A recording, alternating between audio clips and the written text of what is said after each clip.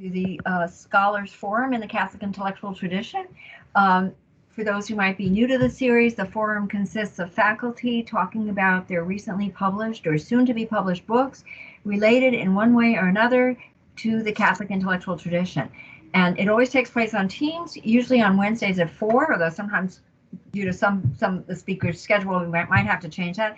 The forum is sponsored by the University Core, the Catholic Studies Program, the Catholic Studies Center, the Department of Religion, and Immaculate Conception Seminary School of Theology. It is an exciting expression of harvesting our treasures, and our faculty scholars truly are among those treasures. I mean that with all my heart. Jesuit philosopher Bernard Lonergan said, "A university is a reproductive organ of cultural community. Its constitutive endowment lies not in buildings or equipment, civil status or revenues, but in the intellectual life of its professors. Its central function is a communication of individual development." So for this, our second talk for the spring semester, appropriately held during Women's History Month and not long after St. Patrick's Day, we are so pleased to have as our speaker Dr. Elizabeth Redwine, our Core 1 coordinator and lecturer in the English department and a very dear friend of mine. Dr. will be presenting on her recent book, Gender, Performance, and Authorship at the Abbey Theatre, Oxford University Press, May 2021. And as I mentioned last time, after Tom Dresnick did his talk, we're starting off with first a Cambridge publication and now an Oxford publication, so you can't do too much better than that. Dr. Redwine will be discussing the interesting and important story of Irish women actors who actually co-wrote some of the scenes in the plays produced in the Abbey Theatre, a kind of writing that both their gender and their Catholic faith, both of which caused them to be marginalized in colonial Ireland, kept them from participating in writing more directly for the stage. I want to mention that there will be time for question and answers at the end of the session, and Maribel Andrau, Assistant Director of the Core, will coordinate the questions, which can be given verbally by raising your hand or in the chat. I am very happy to now turn it over to Dr. Redwine. Thank you so much, Nancy. And I see so many people who've supported me throughout the writing of this book. So many thanks to everyone. I know Casey was in I don't even remember, it was like a faculty seminar that we did where we worked on we like read over each other's texts, and the first article I published from this book came out of that. And then, as I mentioned, Dermot was really helpful in my work on Constance Markovits. So I'll get started. I'm going to share my screen. Can everybody see the cover, Who Were the Allgood Sisters? Does everybody see that? Yes. Okay. So Who Were the Allgood Sisters? I'm going to be focusing on Molly and Sarah, these two women who were actresses at the Abbey Theatre. And I'm going to talk about their role in Irish and American theater and culture. And the third question is where we get to Catholicism and gender and the fact that they were working class. So those are the kind of the three reasons I theorize why they didn't get credit for their work. And I had a total panic because in most of the archives, this third woman is seen as their sister, Annie Allgood.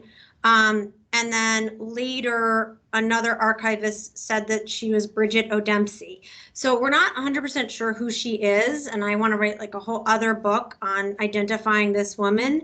And, you know, I was saying before we started, if this had been Yeats, Singh, and Lady Gregory, we would know who they were because they're kind of remembered more. And part of this has to do with the fact that, you know, Catholic working class women were just not seen as authors. They were seen as actresses. And so I'll talk about how part of what my book does is raise questions about what it means to be an author in theater.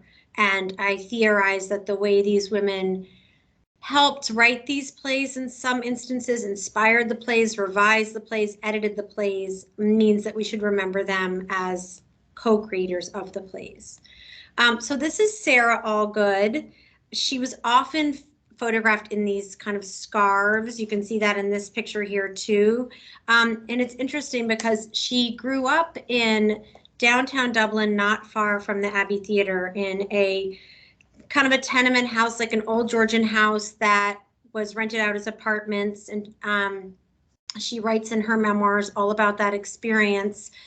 And but she was, because of her Catholicism, she was often playing these rural characters. And you can see in the letters from Lady Gregory and Yeats that they equated Catholicism with this kind of rural, almost like peasant Ireland. But the irony was the Allgood sisters and most of the women in the theater were Catholic and from working class urban Dublin. So here she is with Kerrigan, J.M. Kerrigan, another actor, in 1911. Again, we've got the shawl, and one of these shawls is actually in the National Museum of Ireland. Someone recently told me that they used at the Abbey, and they're in a production in 1911 in Boston of The Playboy of the Western World. So they did tour all over the place, and one other thing that's kind of interesting about these shawls and the different clothing that they wore is the actresses would often go home and they would joke that they would steal from their grandmothers, because their grandmothers did come from rural Ireland and they all lived in these multi-generational households. And so through their grandmothers, they brought all of these props to the Abbey, you know, and Sarah Allgood writes in her memoir about how like her grandmother's looking for her shawl and she's like, sorry, I took it to the Abbey for my latest performance. So it was a very multi-generational, family-oriented approach to theater. And pretty much the whole Allgood family worked in the theater. They were 8 children. And this is really interesting to me about the way they experienced their faith. So their father, George Allgood, was Protestant, and their mother, Margaret Harold Allgood, was Catholic. And this kind of mixed marriage, they were married in the 1870s, and the sisters were born in the early 1880s, was really, I don't know, I'm not sure statistically how unusual it was, but I know in their neighborhood it was quite uncommon. And it's really interesting. The father appears to have had some anti-Catholic sentiment himself. And so Sarah Allgood writes in her memoirs, we were raised Catholic in secret. So their mother would bring them to Mass and give them religious instruction, all in secret, and the father couldn't know. So, you know, I don't know, but I would theorize that's a great way to create a family of actors and actresses, to, you know, ask them to keep a really important part of their life secret. We know, so I wonder if that's part of why we don't hear too much about Sarah's experience of faith in her memoirs, but she does record going to Mass regularly. And it sounds like since most of the Abbey players were Catholic, the directors were Protestant and the players were Catholic, and most of them on tour went, according to Sarah, to Mass together. So there's this kind of sense of community there. And I have to credit Sarah Allgood with much of the idea for my book, because I was reading her memoir, which is in the Berg, which is in the New York Public Library. And she says, place of honor to the poets. But I propose to talk about the actors and the actresses and the stage hands and the costume people and what she calls the cabbages and kings of the theater.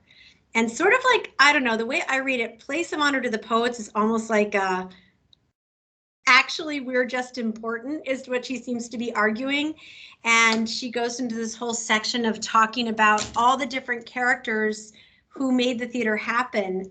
There's one woman who was involved in the Catholic workers movement of, you know, the lockout and all of the different events that were happening in the early 1900s in Ireland, named Nellie Bushnell. And Sarah Allgood refers to her as, quote, the famous rescuer of Dublin babies. And she was kind of a charwoman, they call her, of the Abbey. And I guess she always had like babies with her that she had found. So I wonder, and it's hard to know, but the way she writes about her upbringing in this kind of crowded urban Dublin, where she was in and out of the churches and in and out of Mass, I think that her more collaborative idea of theater comes from that upbringing, and being from a big family. She was one of 8, and most of them ended up working at the Abbey. There's a very sweet story where her mother's concerned because at that time to be an actress was kind of scandalous. So Lady Gregory, who she had a real relationship. Sarah Allgood had a real friendship with Lady Gregory, and she praises Lady Gregory for building a Catholic church on the grounds of her estate in Galway, Cool, where her people who worked for her and people in town could go to services. So she praises her for that. But there's a very sweet story where Sarah Allgood's mother, who had 8 children, her sister Molly had to live in an orphanage for some of the time because they just didn't have enough money to feed everyone after her father died. And so her mother goes to Lady Gregory and says, like, can you treat her like a daughter? And Lady Gregory agrees to, and takes this so seriously that at one point, Sarah Allgood has been proposed to by one of the Fay brothers, Frank Fay, and she says no, but then she still wears this watch that he gave her. And Lady Gregory says to her, I'm supposed to be like your mother in the theater, and if you're not going to marry him, maybe you should give him back the watch. So she took that very seriously. This is Anini Naharan, and that is Irish for Daughters of Ireland, and it was a group of women who in 1900 started a theatrical enterprise to show Dubliners, many Dubliners who couldn't read, an alternate view of Irish history that was different from what was being imported from Britain. So what was being imported from Britain was a very kind of colonial, like, you Irish need our help kind of history. And these women had decided that they were going to start their own group. The Allgood sisters were part of the group. I don't think they're in this picture.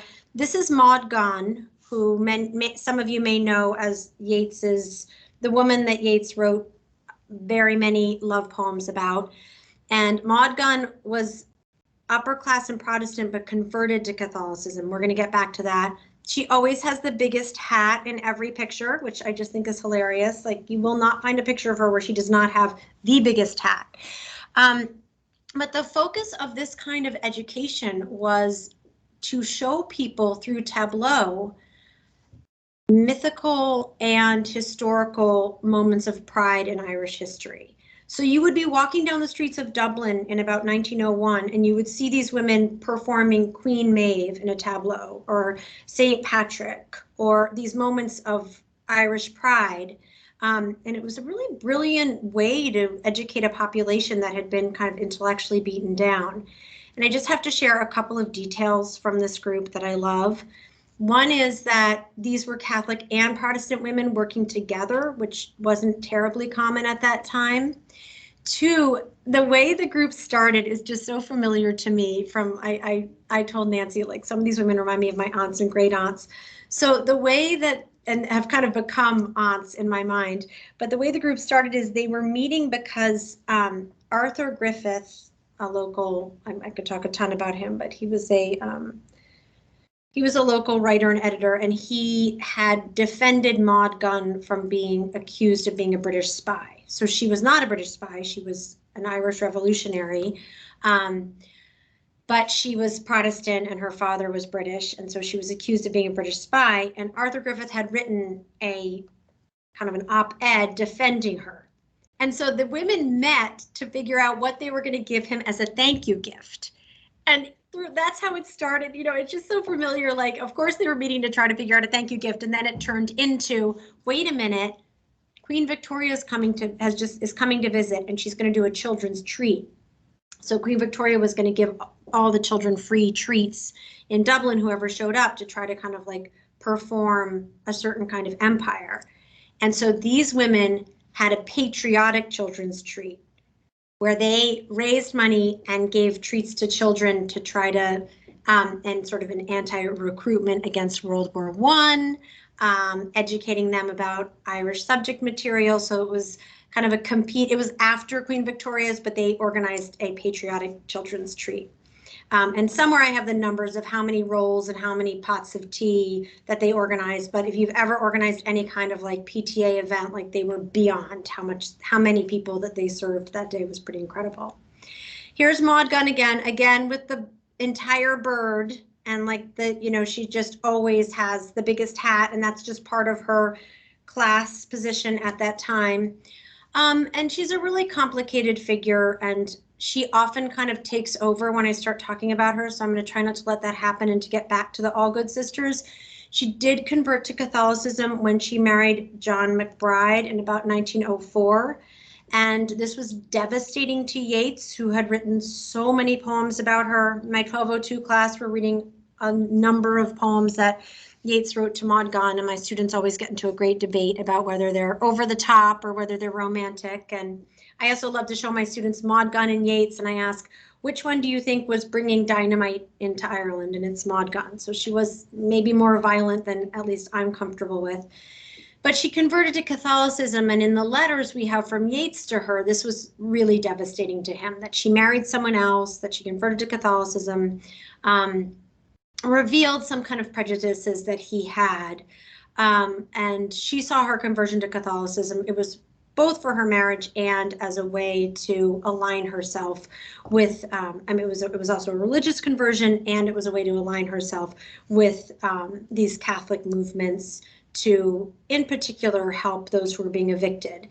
And, there's been so much discussed in the past few years about activism and performance. And I will say for Maud Gonne, she's a complicated figure, but she was 6 feet tall, and she always had this huge, like Great Dane types of dogs. And she would put her body, especially after her conversion, she would put that tall body of hers in front of the doors of cottages where people were being evicted. And she was kind of untouchable because she was wealthy and upper class. So I don't know. I think in a way she really did walk the walk. Like, she physically stopped evictions from happening. Now, maybe they happened at another time, but I respect her for that.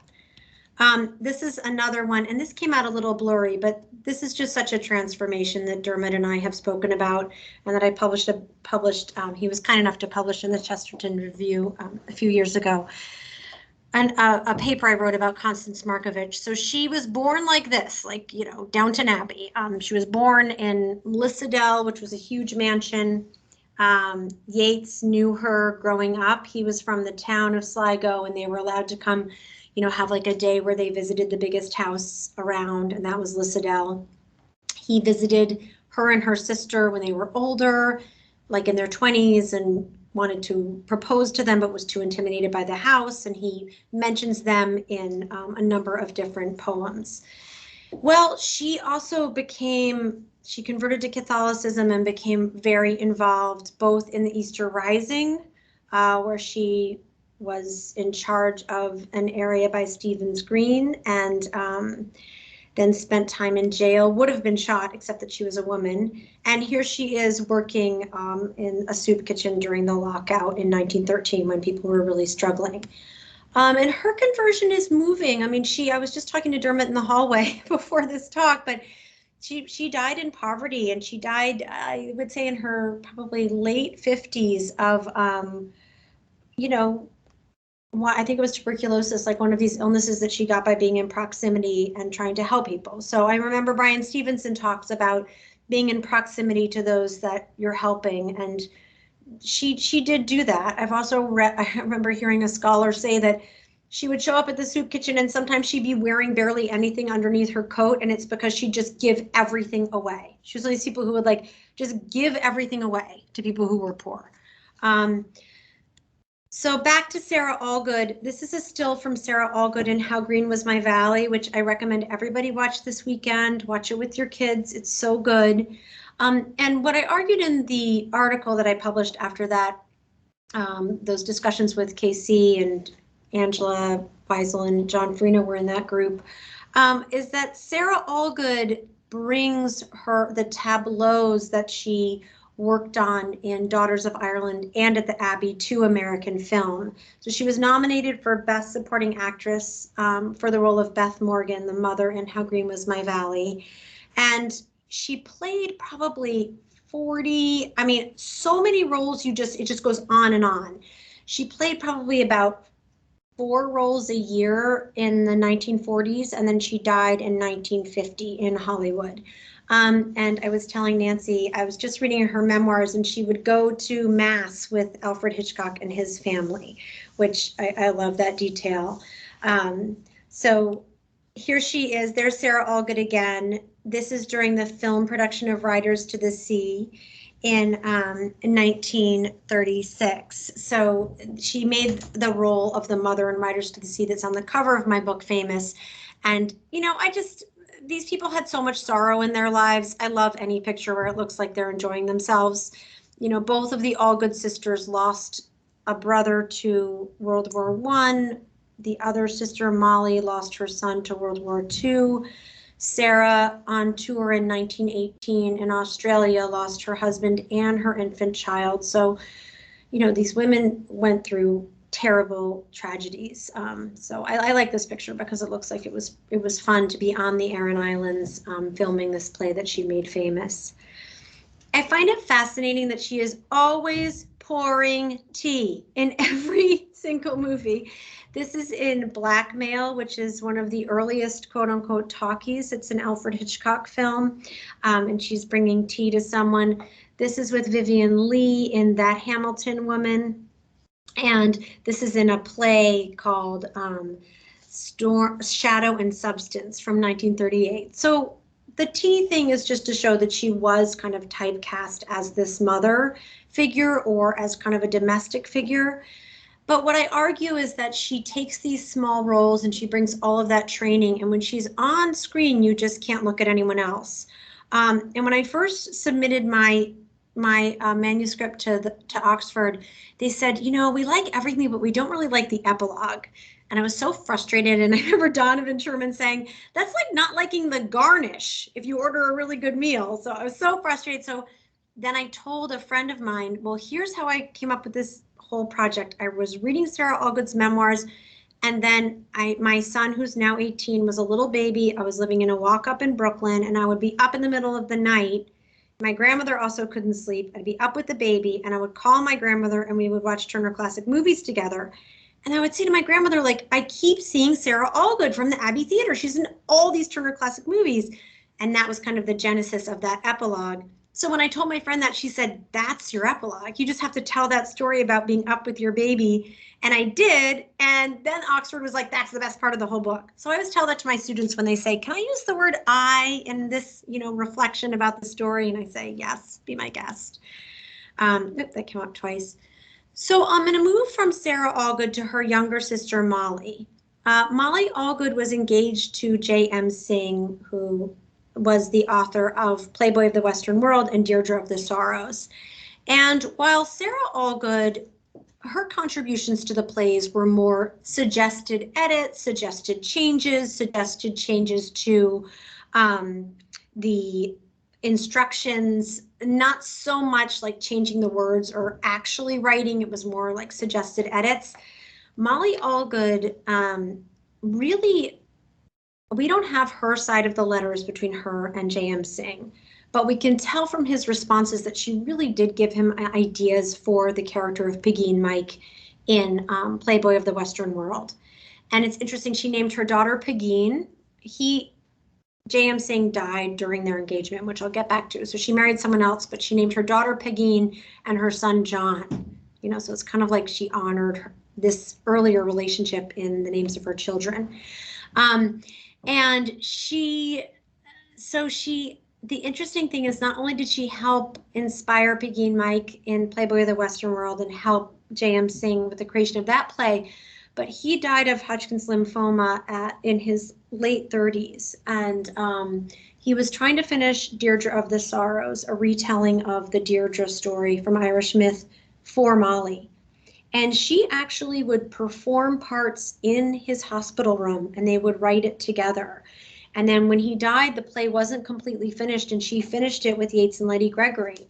And I've got to say, it's very frustrating. I can't tell you how many times I just read Lady Gregory and Yeats finished the play. And I'm like, why can't you just, whoever you are, you know, why can't we remember that Molly Allgood was also part of that conversation? And she is the one who spent time in an orphanage when her family was in desperate straits. And I theorize, and just I know from the letters of hers that have survived, that she was kind of what my grandmother would have called a pistol. And I have a feeling that if you had to send one child to the orphanage, it was maybe the strongest, and she was a very strong person. Here she is as Deirdre and Deirdre of the Sorrows. I love that braid and the costume and everything.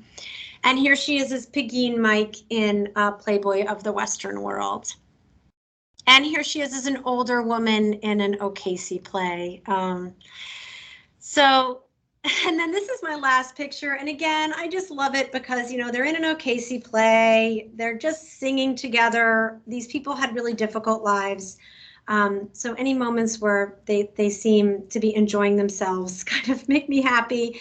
I did want to end with something a little bit sad, which is that the fact that they didn't get credit, like they didn't get paid for the contributions they did make.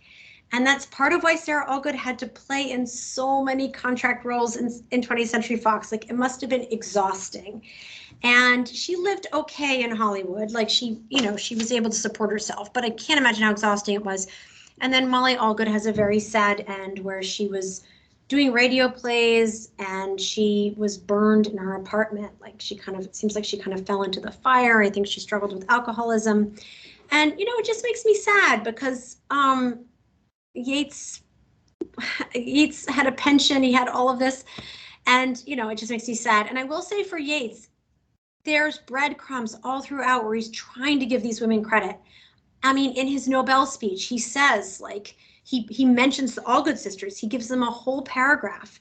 So we're just now being able to hear these voices. And, you know, as I was saying to Tom, like, I wish I could go back in time and have them reflect on their experience of faith more. But Sarah Allgood mentions going to Mass all throughout this memoir. And then the other exciting piece of news I have is I am under contract to publish her memoirs with Oxford. So I'm really excited for that.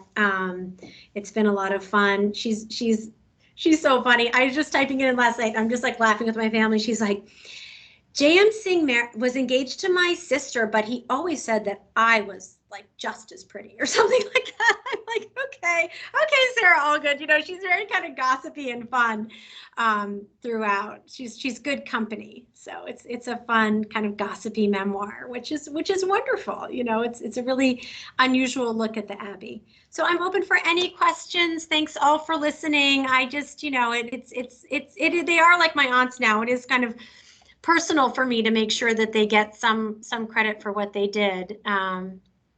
Well, thank you, Elizabeth. That was so terrific. I just loved that talk. So and the images. So we're going to open up for questions now, and yeah, people are clapping. Thank you. Yeah. Thanks so much. Thanks for listening. I'm like, so, you know, it's been so much fun. It's a fun topic, you know, because they were having these incredible experiences and bringing them to the stage. And by the way, these women all worked, like, for years. The Allgood sisters were like working in furniture shops and sending money back to their parents while they were acting and doing this political activism. So wow, it was a hard life.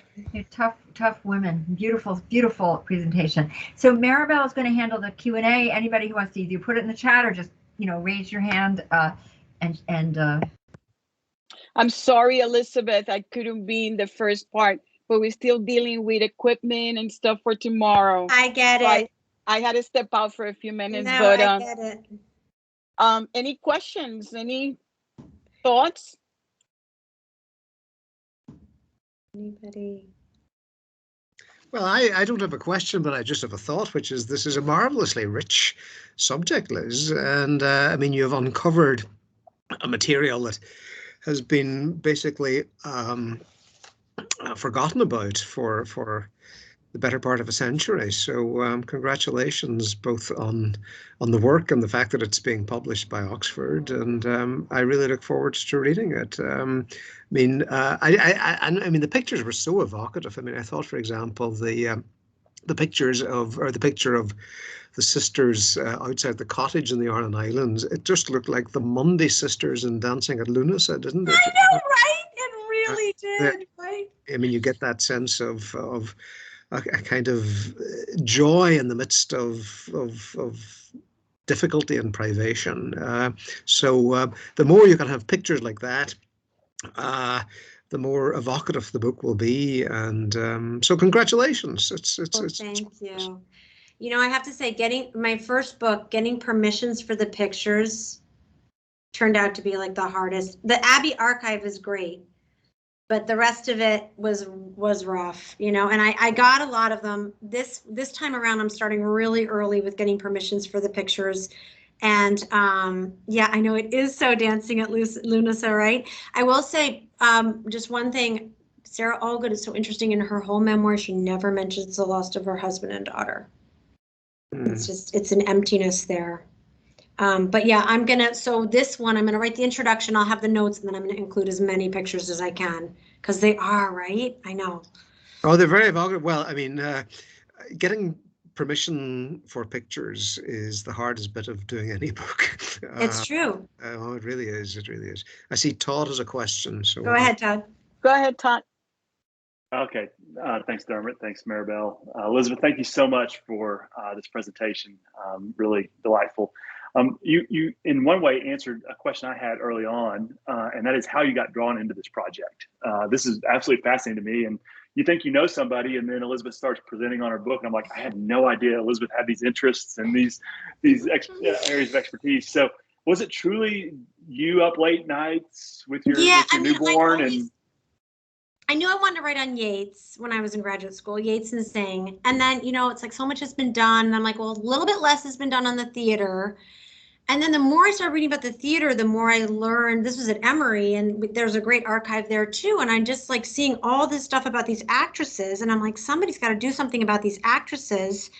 And so that kind of got me interested. And then at first, like, the whole film part was not in my head at first. Like my first dissertation wasn't really about the film. Then when I was trying to like round it out, that's when I started being up with my kid. And if you turn on Turner Classic, like now it's too expensive. I don't even have cable anymore. I just get Netflix. But back, you know, this is like, my child is now 18. So, you know, I was like in Brooklyn, I'm like watching Turner Classic movies. I'm like, oh my gosh, she's in Spiral Staircase. She's in Blackmail. She's like all these movies you've seen, and she's always like Mrs. O'Flanagan, Mrs. You know, she's always playing like the Irish, but she brings so much to the part that she kind of like, you can't look away. Joseph O'Connor, who's a novelist, he's the brother of Sinead O'Connor, and his novels are great. He wrote a novel called Ghostlight. That's kind of a novelization of the romance between Molly Allgood and Synge. And you know, one of the nice things about, one of the silver linings of this difficult time is I went to a talk of his on Zoom that he was doing in like Dublin last spring. And I raised my hand. I said, like, how did you get Molly Allgood's voice? And he said, you know what? I thought of my aunts. And I was like, there's something so much like about these women that reminds us. I mean, I just guess it's the time period, you know, they're very like aunt-like in that way. But I thought that was really interesting that that's how he got her voice. Because I mean, I just took a picture of the memoir and sent it to my sister, and I was like, doesn't this sound like our grandmother or something that she would say? So yeah, that's what got me into it. And then, you know, I look at Yeats's The Countess Kathleen, and he dedicates it like to Miss Maud Gunn, by whose idea this whole play was. I'm saying it in Americanese, and I'm like, Yeats is leaving us these breadcrumbs that, you know, these women helped him write. I mean, other people have proved that Lady Gregory wrote the lion's share of one of Yeats's plays, Kathleen Houlihan. But she was in a different position because she was very wealthy and Protestant. I love her relationship with Sarah Allgood, though. She was a real support to that actress and really did act as a mother. And I love the moment where she was like, if you're not going to marry him, you know, maybe give the watch back. So funny. Elizabeth, one more question, and this may be for you or for everybody. It's just an aside. I don't know if it has anything to do with this, but we have friends that are benefactors for the Irish Rep Theatre here in the city, and they're taking us to plays there all the time. I don't know if you've had a chance to go down there and catch any plays, or if you've had an encounter with the theater. Yeah, it's great. That theater is wonderful. I saw Playboy of the Western World there like a few years ago. And it's so funny because, like, you know, so the Playboy of the Western World in 1907, these women all performed in it. And it's about this woman like in rural Ireland. This is the character that Molly Allgood helped realize, who's really just, she's living in a small town. She doesn't really have anything happening. And then this young man comes in, and she kind of falls in love with him, and he's kind of a complicated character. But there's a line where he says, if all the women of Mayo were lined up in their shifts, like, I'd still fall in love with you. And Dermot, like, people were so offended by that line. The police had to be called in. The whole place like broke up in riots, like shifts. I'm like, oh my gosh, what would these people do now? But it was kind of like this embarrassment that like Irish womanhood that someone be attracted to a man like that. And the funny thing is there's all these letters in the paper at the time that are like, we felt so sorry for these poor actresses who had to perform those roles, that were so scandalous. And I'm like, they helped create the roles. Don't worry about them. So yeah, the Irish rep is wonderful. I'd love to get back in soon. Yeah. Thanks, Elizabeth. Thank you. Anybody else? I was just going to say, I mean, you're absolutely right, Liz, about those shifts, and that.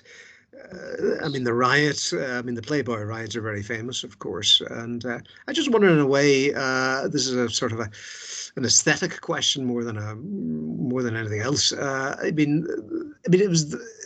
Could you argue that the riots were the making of that play? Because it's in some ways not a great play. I've seen it as you have, and it is in a sense, in the worst sense, theatrical. I mean, it's kind of melodramatic and, of course, completely implausible. I mean, I remember reading a letter that Philip Larkin, the poet, wrote, when he was a student, and he was at a production of the Playboy, and he said, I don't know who he was writing the letter to, but he said after the second act, or the first act, he sort of went out for a drink and said, I mean, do I want to see the second act of this? And I said, no, I don't. So he kind of went home. It's, I suppose, the most famous play of the first half of the 20th century in Ireland. Is it a terribly good play? And do you think, in a way, has its name been made by the riot rather than the quality of the play itself? That's a great question, Dermot. It's not my favorite Sing play. I mean, I love the end where she says, I've lost him surely, the only playboy of the Western world. This like cry of this woman who's like got nothing else. But yeah. I hear you. I hear you. It's a bizarre play. It doesn't hold up. But Sing wrote to Molly Allgood right after the riots, and he was like, our name has been made in Dublin. Like, everyone's going to be talking about this play for centuries, so he knew. And, I love Kathleen Houlihan, but there's a similar thing where Yeats's play, Kathleen Houlihan, which he wrote with Lady Gregory, it's a wonderful play. Would it have gotten as much credit if it didn't inspire people? So this play, Kathleen Houlihan, that Maud Gunn, with the bird hats, the beautiful Maud Gunn, she plays this character that's asking young Irishmen to sacrifice themselves to her, almost like a vampire. Like after they follow her and die, she's like the beautiful embodiment of Ireland. She transforms from an old woman into a queen. And after that play, like these plays were so wrapped up in their moment. After that play, people were like, that play, everyone's going to get a gun and go out and try to like take over Dublin from the British, which happened. Like people were, every time that play came on, people would go try to like take over. And Yeats wrote years later, did that play of mine send out certain men the English shot? And then just quick aside, in 2007, the Paul Muldoon, the Irish poet, wrote an answering poet, 100 years later, wrote an answering poem saying, if Yeats had saved his pencil lead, would certain men have stayed in bed? Basically saying like, don't take credit, man. He was in England with Ezra Pound. Like you weren't there fighting, you're trying to. So it's an interesting, like these plays of the Abbey, it's so hard to separate them from all the politics that were going on at the time, which it's hard for students to understand that because, I guess TikTok maybe is the closest thing we have. Tom, did you? Dr. Chegnik, go ahead. Yeah, hi, Elizabeth. This is fantastic. I will admit that I've never heard of the Allgood sisters. So this nobody has. Don't get that. Yeah, and I'm sort of not a fan of the sort of the classic film, so I haven't sort of encountered them, even sort of just through like unaware of encountering them through a movie. But I want to say I love the plug for the archives and the importance of archives and doing archival research. So, come visit us at the history department a little more often. We're happy to include you as one of us. I am a wannabe a little bit. I'm like wannabe core, wannabe history. I'm right across the hall. I just saw Dermot. That's why I was almost late because I'm like chatting away. And I was like, oh my gosh. But yeah, I mean, I want to get into these archives, hear more. Well, I was going to ask you a little bit about, I'm curious about her memoir and how you treat that as a source. I mean, I don't know the type of memoir that it is, but, you know, sort of what's it like for a memoir for somebody who sort of lived in the public eye and who is accustomed to performance? Do you see that at all in her memoir? Is there a sort of a performative aspect to it? Or was it sort of a strictly private, like this was her retreat from the public world? Such a great question, Tom. And I feel like, you know, the Allgood sisters, their father's last words were educate them, bury me with a dictionary under my feet, which I'm like, I love it. So they did all they could to educate these 8 children, you know, and it was, one of them had to live in an orphanage. Like sometimes there wasn't enough food. It was, you know, it was really difficult. And I think that this memoir, I think she is writing it for publication. It's mostly typed. She wrote it when she was in Hollywood a couple years before she died. I don't know how she found the time because she was performing in all these different films. And it's kind of like memoirs of all these characters trying to argue for the importance of people who weren't just the playwrights. And then she talks all about her life in Hollywood. And then there's some sections where it's really just like, if you want to project your voice and you're in a theater, this is what you do. And she's like very frustrated by, she's so sweet. She goes to these like tryouts all the time in Hollywood. And she's like, don't you know who I am? I was one of the actresses in the Abbey Theater. And then she also gets in these wonderful arguments with casting directors who are like, you shouldn't, you know, your accent you need to have an American accent. And she's like, I'm speaking the Elizabethan English. That is what people speak in Ireland. So it is kind of a performance of memoir in that she's making a claim for her importance. She's a very generous person. Like she's definitely making a claim for like the importance of her whole family, of this Nellie Bushnell, this rescuer of Dublin babies. Like she's arguing for theater. I mean, in many ways, I say this right at the beginning of my book, I am kind of stealing my like collaborative idea of theater. Other people have written about this, especially in Shakespeare studies, but she's kind of ahead of her time, arguing that like it wasn't just Yeats and Synge. It was also, we all were part of this, the creation of this theater. So she's definitely making, and that's why I'm so happy to be able to publish it. So I think she really wanted it published. And I'm not really sure. One thing that was hard was with the copyright. I had to like try to make sure she had no descendants who were still living, which took months of like ancestry.com, because I know that her daughter and husband died, but like, you know, does she have nieces and nephews? So any descendants would be so kind of like far off that that they gave me the copyright from Oxford to publish it. So that was okay. But that was much more work than I'd anticipated. Just, you don't think you're gonna be on Ancestry.com. Like, then someone on Ancestry.com was like, I thought maybe this other sister's baby was really her baby. And I'm like, I can't get into this kind of like family gossip right now. Like, because this woman's like niece was married to the descendants of one of the daughters. You know, it's like, it's all that kind of stuff. But I'm really excited to get to publish it because she's, you know, so, and anyone who does Irish literature, I mean, Irish theater knows there's like a multi-volume Joseph Holloway's Impressions of a Dublin Theater Goer. And Joseph Holloway was an architect in Dublin who went to every single Abbey production and wrote his perspective. And he was kind of a very traditional man of his time. And so he had that, you know, affected how he saw things. So in my proposal to Oxford, I said, wouldn't it be nice if we had another, I mean, we have Rhea Mooney, we have some other actresses, but these are the same productions that Joseph Holloway, who, listen, I love Joseph Holloway. I'm so glad he kept that diary. It's allowed us to have access to what happened in all these plays. But, you know, how different our sense of these plays would be if we'd had Sarah Allgood's memoirs. So that was kind of convincing to them. So yeah, it's a fun, I mean, you know, it's not Nobel Prize winning literature, but it's really helpful to have her perspective of these plays, just that they stole everything from their grandmothers. Like, I love that access to this kind of rural past. I love that kind of detail. It's been really fun to find out. And one other thing, at Synge's funeral, Yeats asked her to read these beautiful, beautiful words that I just have to read. So at the graveside, Yeats asked her to read these lines from a play she was in where she played a mother who lost her sons. Michael has a clean burial in the far north by the grace of the Almighty God. Bartley will have a fine coffin out of the white boards in a deep grave surely. What more can we want than that? No man at all can be living forever, and we must be satisfied. So good. It's from Riders to the Sea. And Yeats was like, after Sing died, he asked Sarah Olga, like, will you read those lines you made so famous of Sing's at his graveside? It's like this graveside performance. I mean, so thanks for listening, guys. I can talk about it. If you see me in the hallways, I can talk about it forever.